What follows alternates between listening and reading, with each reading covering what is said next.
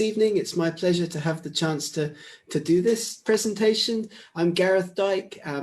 As our host already mentioned, I'm working with Research Square, but a lot of the content that you're going to see this evening in our presentation comes from EdAnts, comes from the EdAnts Learning Lab. So I do point to you immediately those two companies, and what we're going to talk about today. We're going to talk about understanding and navigating research and publishing ethics. And as Naran already mentioned, this is something that many authors, unfortunately, many researchers are simply unaware of. So what we hope to do with our presentation this evening is to make you aware of some of the very common issues that researchers face in the publishing process in terms of ethics and ethical considerations. And if I could just ask you, if you are listening to this, please do mute your microphones so that I'll be able to give an uninterrupted and hopefully enjoyable, we'll see how you feel at the end, presentation. If you have questions, then we will have time for questions at the end. Of course, please do write your questions there into the chat box. You'll find that chat box down there on the right hand side of your control panel. You might very well be asking, who is this English guy shouting at me this evening? Well, my name's Gareth Dyke. I work for Research Square. I've just been working also with EdAnts, the EdAnts Learning Lab. I worked as an academic for more than 20 years in the UK, in the United States, in Ireland, and now in Hungary. I've published almost 300, more than 300 academic papers. And I also work as a journal editor. I work as a journal editor with Taylor and Francis with the journal Historical Biology. So I'm hoping that in this presentation, we'll be able to help you, guide you, share with you some insights on the kinds of ethical issues that researchers tend to face in the publishing process. Now, we're all aware of this. We write papers, we submit them to journals, we get them back after peer review, we then revise and resubmit. Hopefully those papers get accepted and then they pass into production. But the point of this training, the point of this webinar today is to talk about some of the pitfalls, some of the issues, some of the ethical considerations around doing research and getting research submitted and published in international journals that often we find researchers are unaware of, unfortunately. So our aim with this training is to help you to be aware of these issues so that you can avoid them, not fall foul of them in your own research and publishing journey. So this is what I like to call the research and publishing hamster wheel. I don't know if you've ever had a pet hamster, goes around and around and around on a wheel. You come up with an idea, you try to get funding, you collect data, you then select a journal to get that research work published in. You then write the paper, you then go for the submission, and then you go into the peer review and publication process. And then you go round and around, and again, you go with more of your ideas. But our point, as I mentioned, is to talk about some of the issues that researchers often encounter in the research and publishing cycle. So have a think about the research that you're currently doing, that you're thinking about doing at your university, at your hospital, at your research institute. We'll talk about many of these issues this evening in a little bit more detail: safety, submissions, plagiarism, cheating, authorship, and conflicts of interest. Now, as Naran mentioned at the beginning, nobody ever intends to fall foul of ethical considerations, but it often happens, as I've mentioned, because people are unaware often of what's expected of them at international journals. So it's important to know about some of these things. From my publishing background, from my academic background, from my research background, I hope to be able to enlighten you on some of the issues, some of the things that we need to be aware of as researchers when we write and publish our articles for international journals. So let's get started. Let's begin. This presentation is divided into 4 sections. And the first one, of course, begins before you begin to write, before you start to put your article together for publication. Some common ethical issues, some common things to think about before you begin the writing process. And I should have said already, of course, you'll get access to a recording of this presentation at the end. You can ask any questions that you may wish to ask in the chat box. We'll hope to answer them at the end of our presentation this evening. Thank you once again for joining us. What to think about, what ethical issues to consider when beginning to write your paper. Well, you may be aware of these reporting guidelines. If you're not, it's well worth being aware of them. If you're going to be writing a certain kind of article, doing a certain kind of study, there are, of course, a number of checklists already available that can help you with those reporting procedures. So if you're doing a systematic review, there's a checklist for that. If you're doing a randomized controlled trial, there's a checklist for that. If you're doing observational studies, there's a checklist for that. Qualitative case reports and animal studies, have a look at the equatornetwork.org. If you are thinking of beginning a research study and you're unsure what ethical considerations there are to take into account, what kinds of things do you need to report in your study? There are guidelines out there, so let's have a look at them before we begin. Top tip number 1, it's important, of course, when beginning a study to think, is my work original? What is original research? Well, it's research that's not been published before. No prior translations, we'll come back to that later. No redundancy, no salami slicing, we'll come back to that also later, and no media publicity of the work beyond conference materials. This is what makes your research, when you put it onto a preprint platform like Research Square, when you put it out into the published literature, this is what makes it original in its content. So have a look at some of these checklists that we're going to provide at the beginning of this presentation and start to think about your research and whether you can publish it if it's original. And if you're doing it, of course, it will be, but you do need to make sure that you have the right kinds of permissions in place if you are reusing figures or data or tables or images from other people's studies. And we'll talk about this a little bit later in the context of plagiarism, because it's very important to be aware of that as well. But if you're looking at preprints, blogs, reports, conference proceedings, translations, summaries, or regional publications, do you have the copyright clearance to republish that information? A great resource for everybody that we like to point out at the beginning of this kind of presentation is, of course, the fantastic thinkchecksubmit.org resource, where you can go and, in addition to the Equator Network, which I've already shown you, before you begin that research and writing process, are you conforming to the ethical guidelines of your particular study type? And of course, I know that many people from different research areas will be listening to this presentation, either here on the Zoom platform or on the Facebook page, but have a look at these resources, equatornetwork.org, thinkchecksubmit.org, before you begin the process of putting your paper together. Academic honesty is, of course, very important, and we'll cover all of these topics in a little bit more detail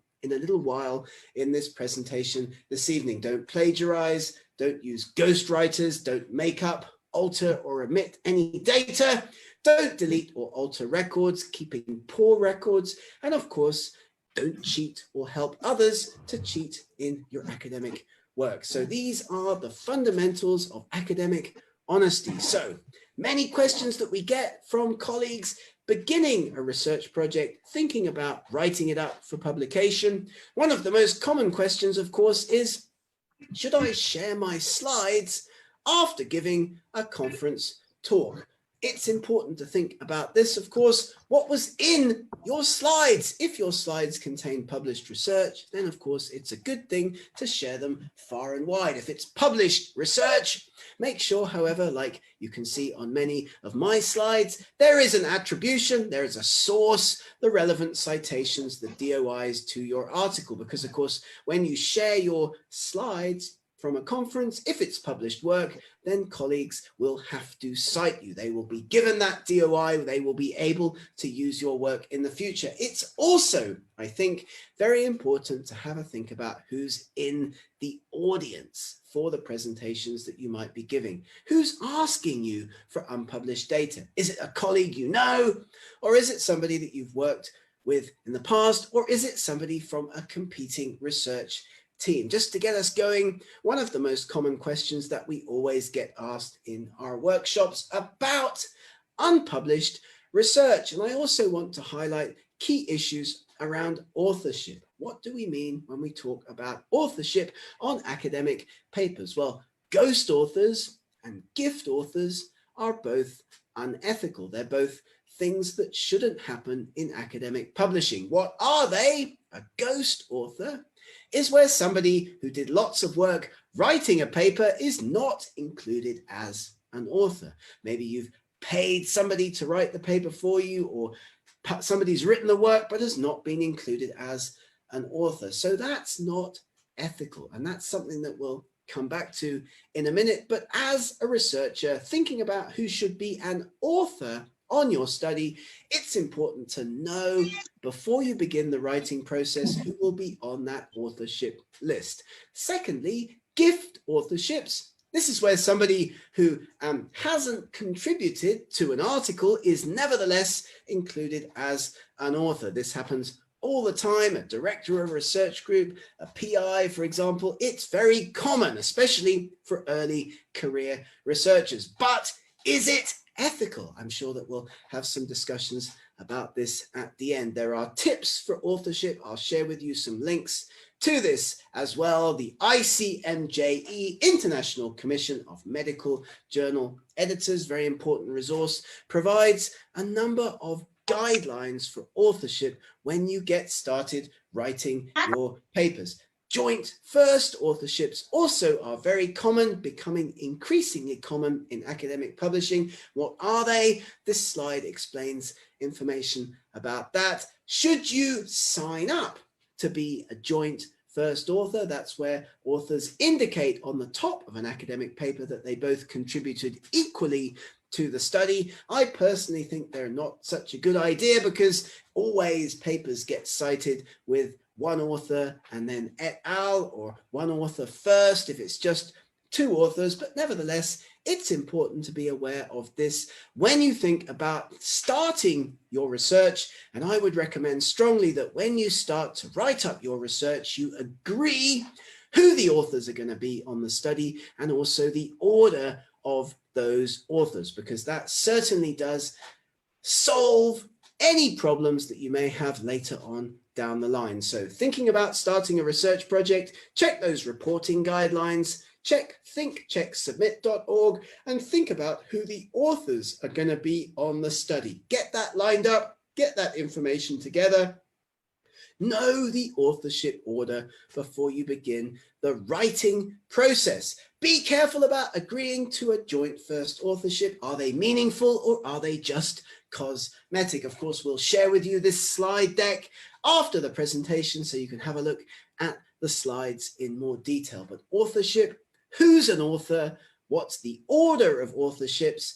ICMJE.org, the International Committee of Medical Journal Editors, provides guidelines on this. The Committee on Publication Ethics, COPE, as well. So check out those resources if you're interested in learning more.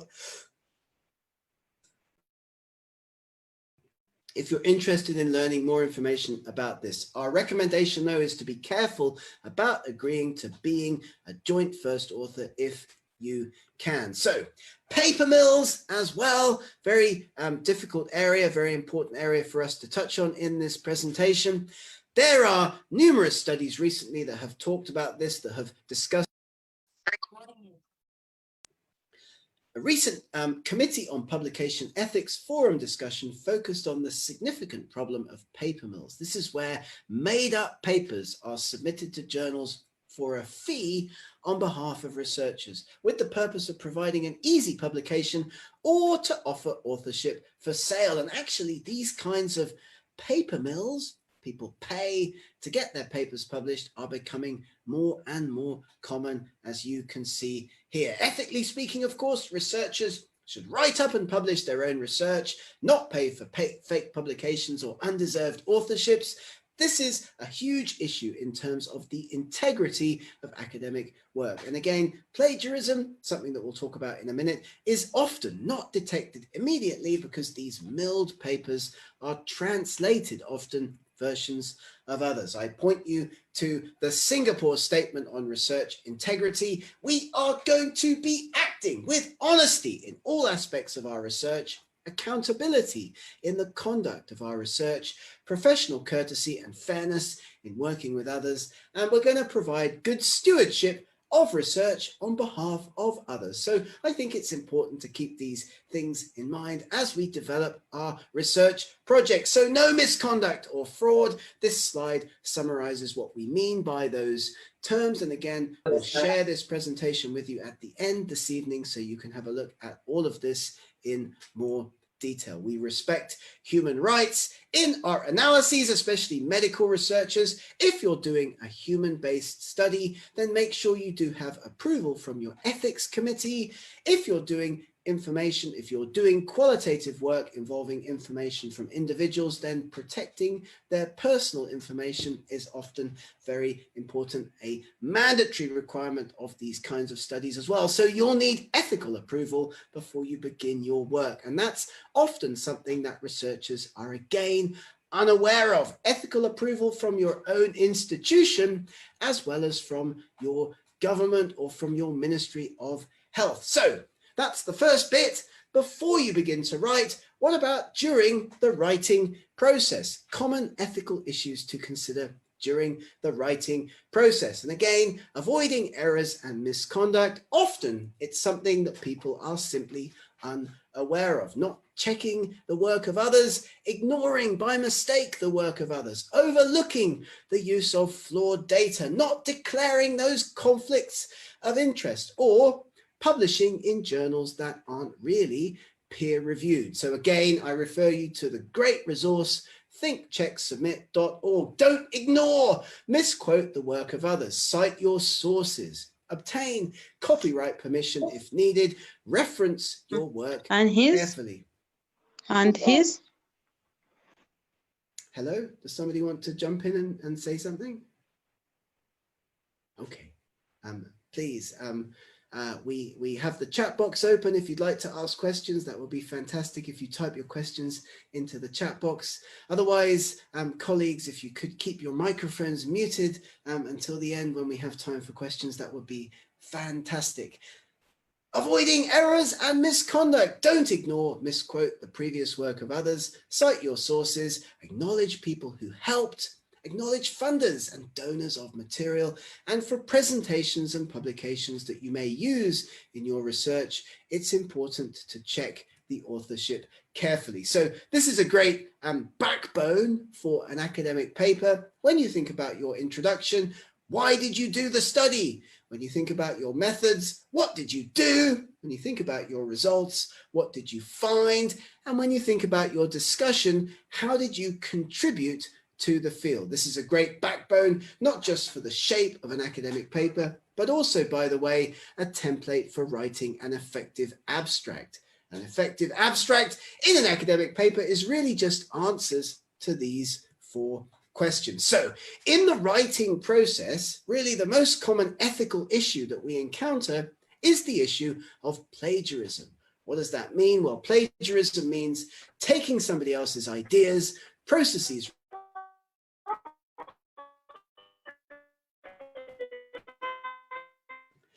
plagiarism means taking the work Plagiarism means taking someone else's ideas, processes, results, or words without giving proper credit. And this, of course, is academically dishonest because we're expected to do our own work. So often people, though, are unaware of how they can avoid plagiarism, or indeed what plagiarism is.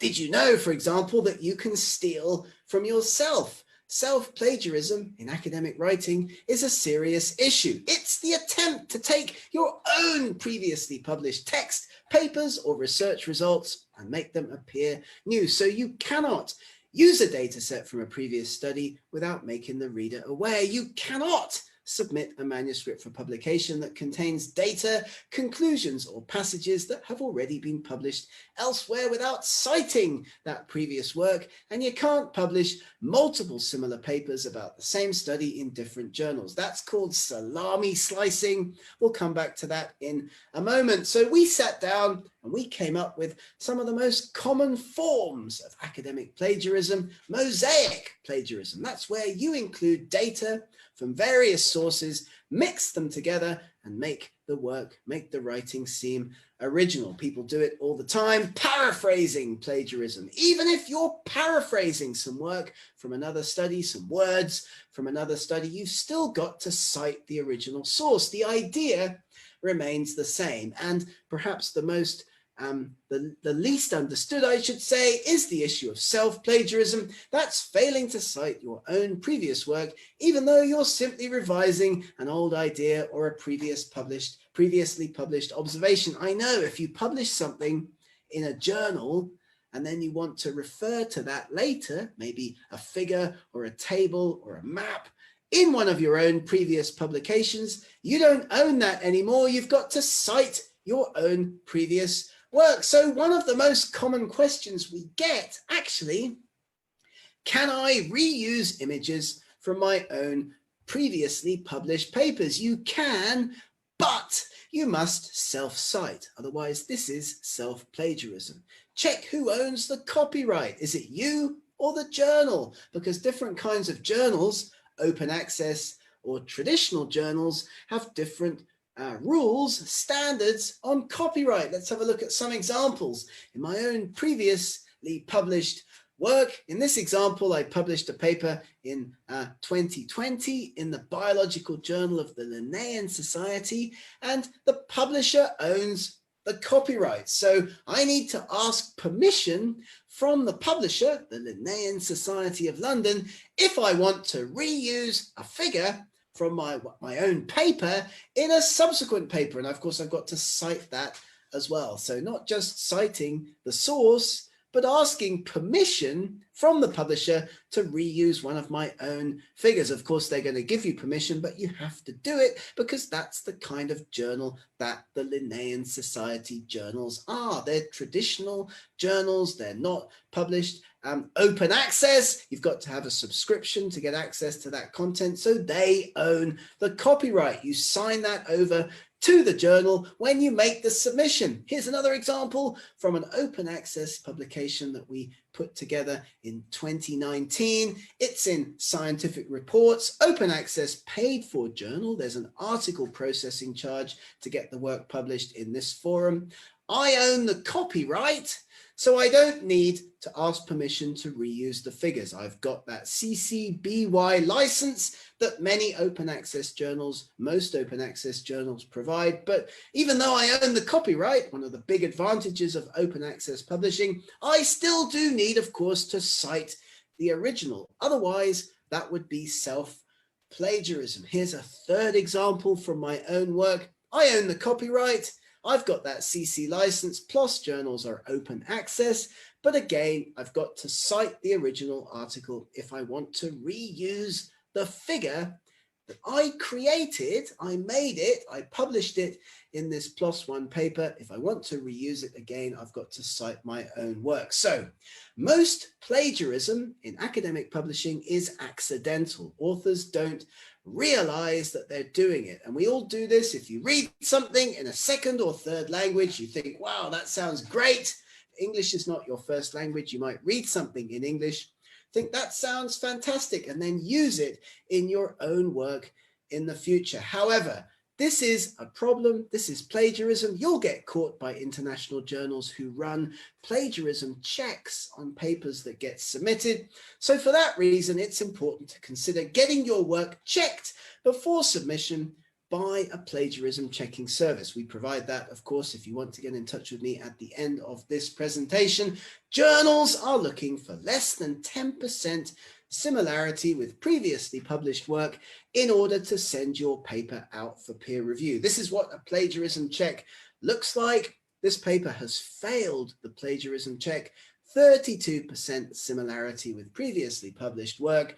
All international journals do this. They check papers when they get submitted. They then make a decision. If it's over 10% similar to other papers without citation, you'll get rejected. That's an ethical problem for you, and you could end up getting blacklisted by a whole publisher. So do consider thinking about the issue of plagiarism. Cite your sources, cite your own work if you're reusing it from your own previously published papers, and potentially get in touch with us. We can provide you with access to a plagiarism checking service. Into section 3, submission. Some common ethical issues to consider at the submission stage. We've talked about this already. You're not supposed to submit the same work or similar work to lots of different journals at the same time. That's called salami slicing. It's unethical. Publishing a paper that substantially overlaps with your already published work is called salami slicing. It's a waste of time for editors and peer reviewers. It might artificially inflate your publication rate, but you'll get caught because the field is small. Peer reviewers talk to each other. There will be a point at which people start to notice that your publications are too similar to the work that you've already published. So try to avoid reporting your results one at a time. This is salami slicing. Think, is this work standalone? Is it really a distinct piece of research? Is it so similar in scope to my recent work that it doesn't add anything to the field? Check your target journal for similar papers to see what other authors are doing. Journals want interesting hypothesis-based studies. Again, if you're trying to figure out what journal to use for your next paper, then you can't go wrong at thinkchecksubmit.org. Is the journal trusted and appropriate? Do you know the journal? Is it listed by COPE? Is it listed in the directory of open access journals if it's an open access journal? And then submit if you're sure. Don't rush it. Put some time and effort into this. Researchers put lots of effort and energy into their research. Of course you do. But we find that often authors, researchers, don't put the same time and energy and effort into selecting a journal as they should do, as certainly as they do doing their research. So this is a step that's well worth taking. Is the publisher reputable? Who's on the editorial board? Do you know any of the colleagues on the editorial board? Can you write to them and talk to them?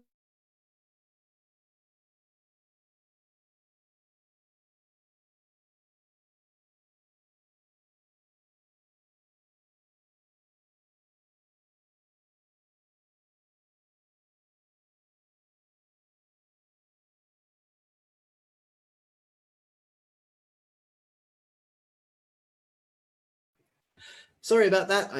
I muted myself in order to have a coughing fit, and then I couldn't put my volume back on again. So if you're thinking about which journal to submit your next paper to, then have a look at the website. Have a look at the editorial board. Is the journal indexed? What kinds of articles have been published in that journal previously? And what kinds of fees are they asking for? A reputable open access journal should never be asking for any payment, any fees before your paper gets accepted. So again, think about this. Thinkchecksubmit.org is a great resource for you to have a look at the journals that you might wish to take your next article to. And if open access is important to you, if the fact that lots of colleagues, all colleagues around the world are able to download and access your articles without charge If open access is the most important thing for you, and it certainly is for many colleagues, it is for me, then have a look at the directory of open access journals. Here on the doaj.org, you can go in, you can search by keywords, you can search across your subject area, you can look at the impact factor, you can look at the cost for publication in reputable open access journals. So we strongly recommend this resource to everybody as well. Jeffrey Beale, you may have heard of this guy, in the 1990s was a librarian at the University of Colorado. He created what's called Beale's list of predatory publishers. It is widely considered to be out of date these days, so have a look at that as well. But this list is frozen since the mid-2000s. It's something that you may want to have a think about. But nevertheless, is your journal reputable? Is it a good place for your next research? Finally then, in the time that we have left, let's have a quick look at post-submission, some common ethical issues to consider after you submit your paper and after it's gone into the journal system. We've talked about things to do before you begin the writing process, ethical issues to consider at the beginning of the process. You're thinking of putting a research project together. You're thinking of writing a research project, checklists, authorship, for example. We've talked about what happens when you write. We've talked about plagiarism. We've talked about plagiarism. When you make the submission, we've talked about journal selection as well. But after submission to a journal, what happens next? And I always start this section of the presentation by thinking about what happened to me at our journal relatively recently. So picture the scene. A paper was submitted and peer-reviewed with 5 co-authors. The paper was accepted with 5 co-authors. But then one of the authors decided that he did not agree anymore with the contents of the paper and wanted to leave the authorship. He wanted to step away from the paper. Now, journals hate these kinds of situations. It's one reason why earlier we encouraged you to line up your authorship before you begin the writing process, because it's very difficult to change the authorship of your paper after it's been submitted to a journal. So all initial authors on a submission, of course, have to approve any changes. So if somebody wants to come off a paper after it's been accepted for publication, there's lots of paperwork involved. You have to get signed permissions from all of the other authors that this is going to be okay. So it's a problem. It can be potentially an ethical consideration after acceptance at an international journal. Any changes to authorship are difficult to make. Another common post-submission inquiry that we often get is this one. I published a paper in one language, Arabic, Russian, Chinese, I don't know. Can I publish it again? Can I translate it and republish it in English? Is this a good idea? You can do it, but be very, very careful, because although translated text can be republished, you need to carefully cite your original article, especially any figures or tables that were used in that original article. In my own experience of this, like here's a story from my own publishing career. My old friend Yevgeny Kurochkin, Russian colleague who passed away a number of years ago, published a paper in Russian.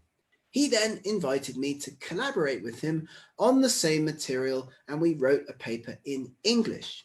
So the English translation of the original Russian paper, still with me, the English translation of the original Russian paper then appeared in what's called a mirror journal, where one language is published and then a translation is published in the same journal. And the two papers didn't cite each other.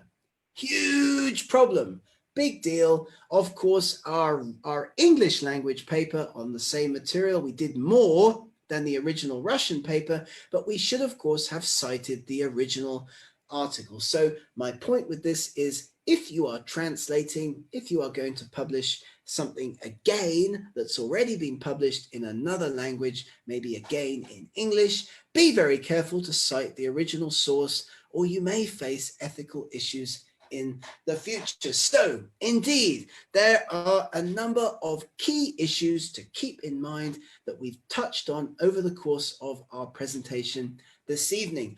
Almost nobody intends to act unethically. Of course they don't. Very, very low proportions of academic authors deliberately act unethically. But nevertheless, there are lots of issues at journals, lots of issues in the publishing process before, during, and after the writing process that can become problems for colleagues if they're unaware of some of the pitfalls, of some of the issues.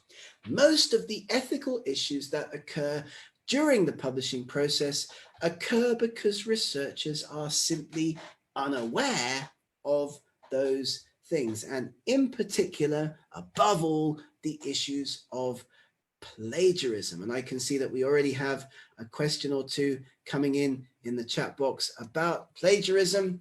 Almost nobody intends to act unethically. Most ethical issues that occur during the publishing process occur because researchers are simply unaware of those issues. And I think maybe at this point, like, we could start to throw it open. If anyone has any questions, any comments, any things that they'd like to ask, that would be absolutely fantastic. I can see that we have some questions coming in already. I've finished my kind of shouting section of the presentation this evening, but I see 2 questions already, which is absolutely fantastic. And please don't be shy. Like, we have some time left now. It's a great opportunity for me to get to know you a little bit more. If you're able to ask questions, put your questions into the chat box.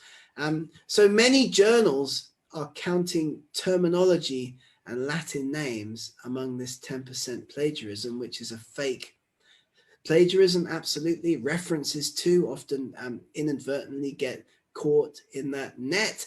What's the right way to overcome it? Do you think the submission of a plagiarism report with the original submission will be beneficial? Absolutely. I do.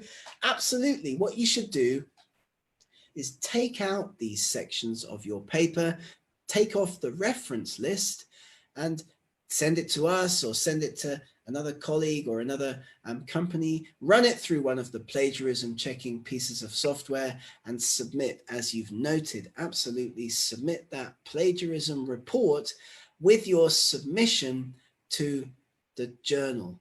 That's a great question. I've seen that a number of times. Yes, absolutely. Put the plagiarism report into your submission. Do we have to include the reference section in the plagiarism checker? No, that shouldn't be included because, of course, it will artificially inflate the percentage in the plagiarism check, of course, because the references are directly sourced from other references. So they'll go up artificially. That's why in our response to this previous question, it's important potentially to run your paper through a plagiarism checker before you make the submission. You can then include that report with your submission to a journal. What's happening behind the scenes, unfortunately, at international journals is editors are just clicking buttons on electronic interfaces, on web interfaces, and often they're making mistakes. So your paper might get a more than 10% check percentage artificially, and that's something, of course, that you want to avoid. So try to preempt as much of that as possible at the beginning of the process. How can I know that my research idea hasn't been done before so I can avoid duplication of research? Well, that's a great question, and thank you for it, Kulad. You have to have a way to check the literature. You have to have a way to survey the literature effectively in your field. I'm going to make a recommendation in the chat box here. If you haven't seen Researcher app, if you search online for an app that you can download onto your phone called Researcher app, I suggest that you do that because you can sign up for free on that app.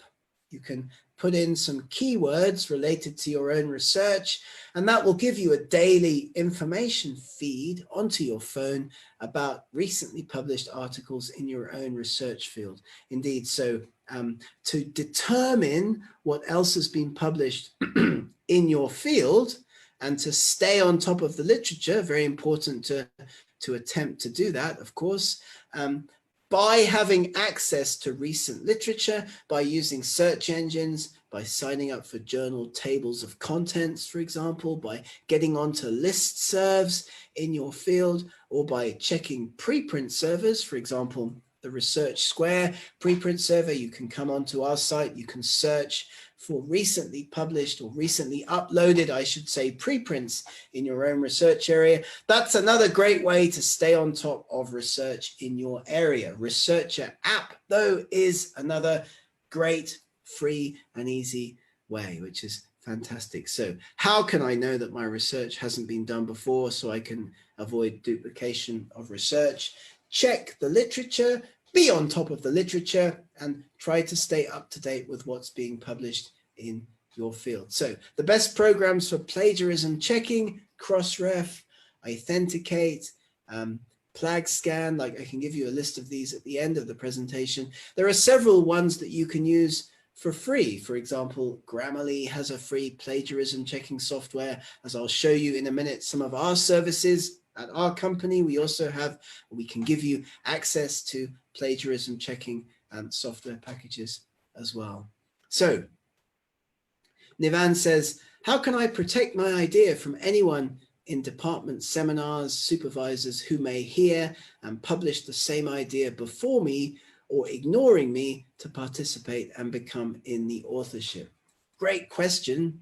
How can you protect your research from other people taking the idea and publishing it for themselves? Well, the first thing to think about is, at what stage of your research are you when you make a presentation in a department or at a seminar or at a conference? Because, of course, as we talked about earlier on in our seminar this evening, if your research is not published or on a preprint server, then of course you probably don't want to be sharing it with other people. One of the great things about the Research Square preprint server, if you jump on over to researchsquare.com, you can have a look at our preprint server. I'll put the link here in the chat box.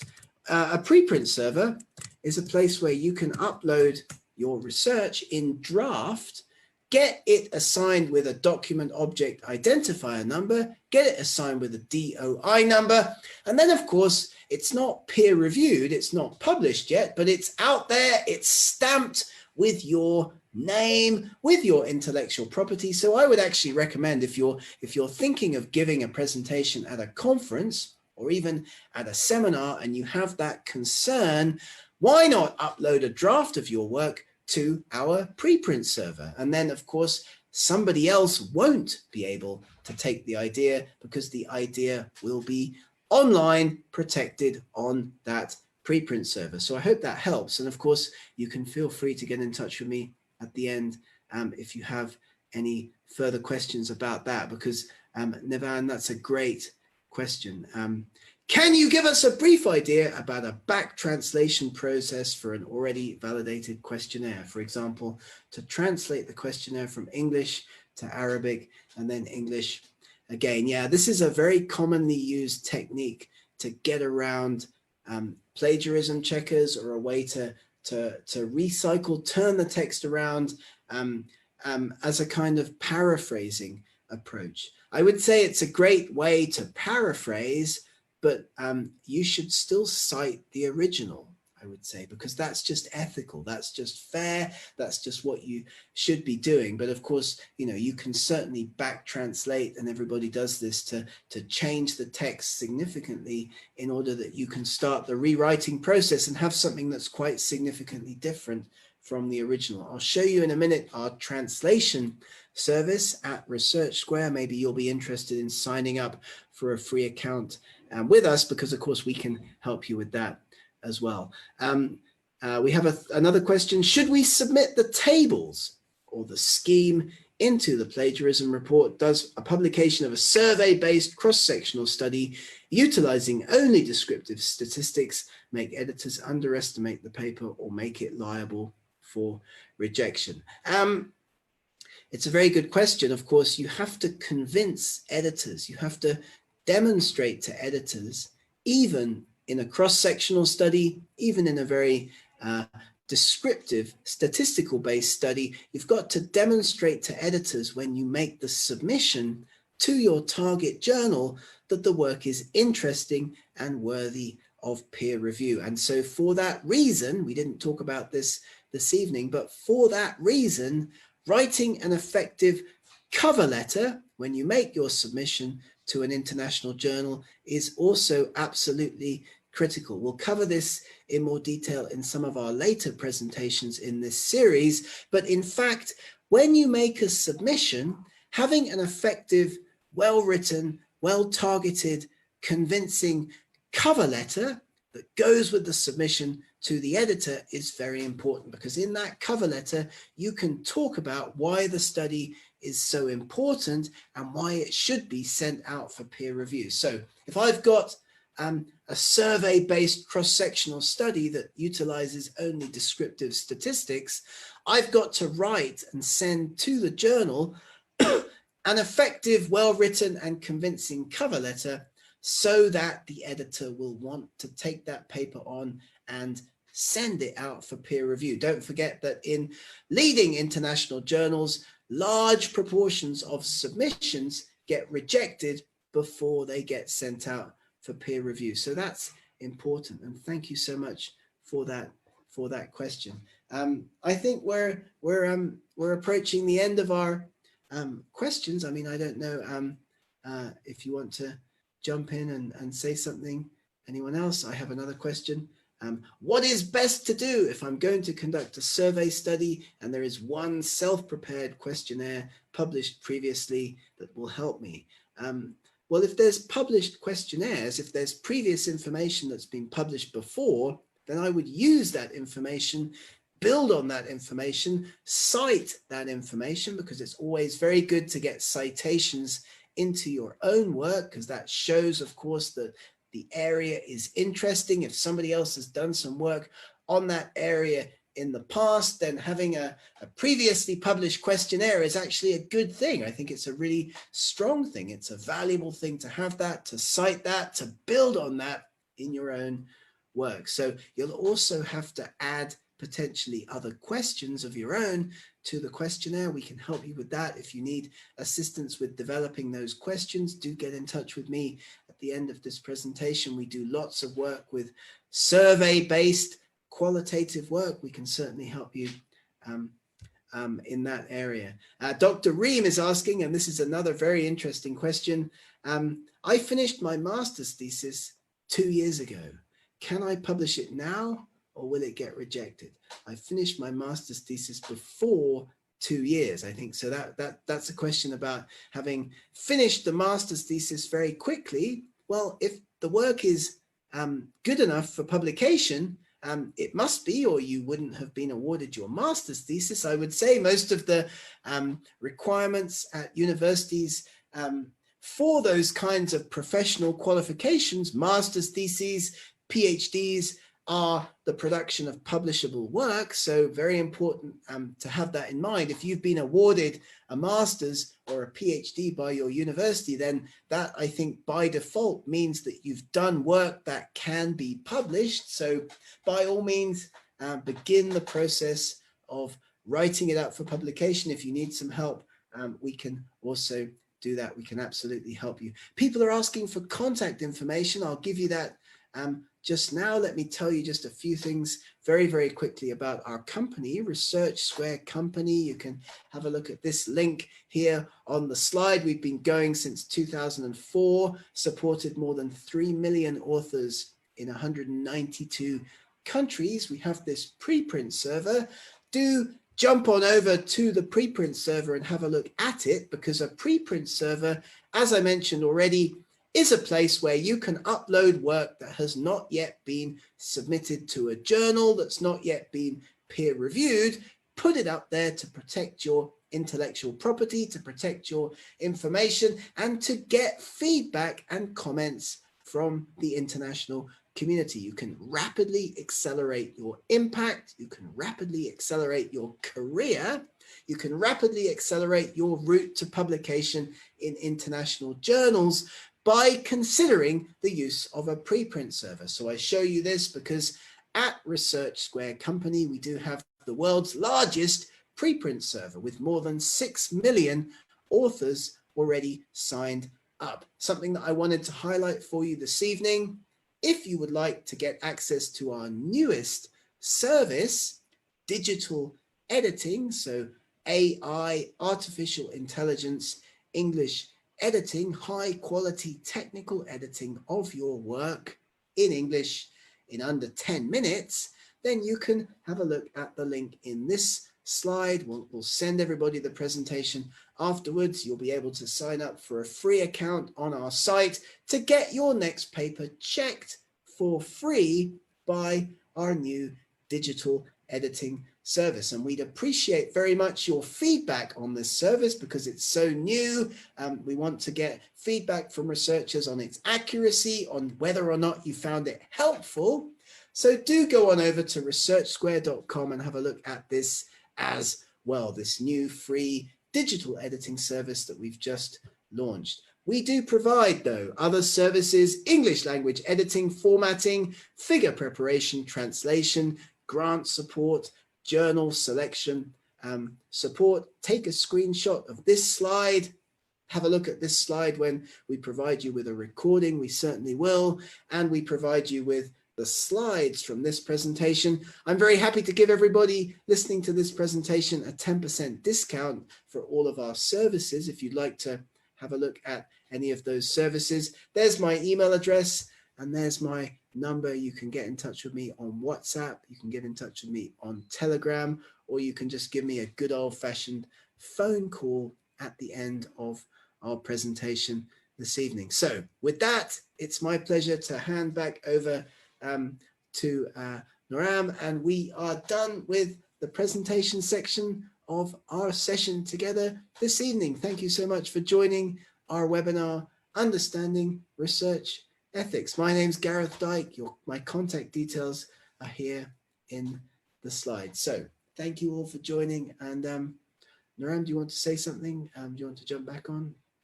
Thank you so much, guys. I enjoyed this speech very much, more than you can even imagine, believe me.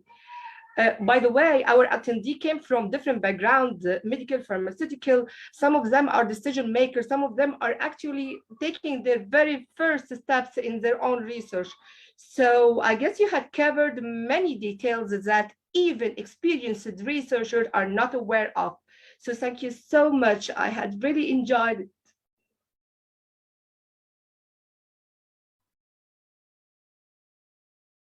You are unmuted.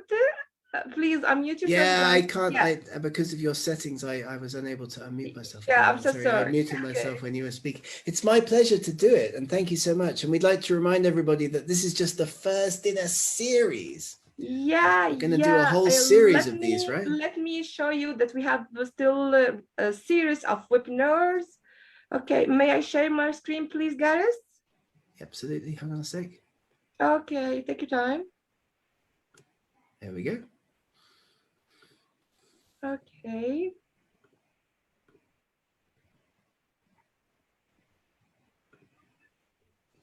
As we have said, we have a series of webinars for this year offered by Gareth. You will enjoy it so much. Found it.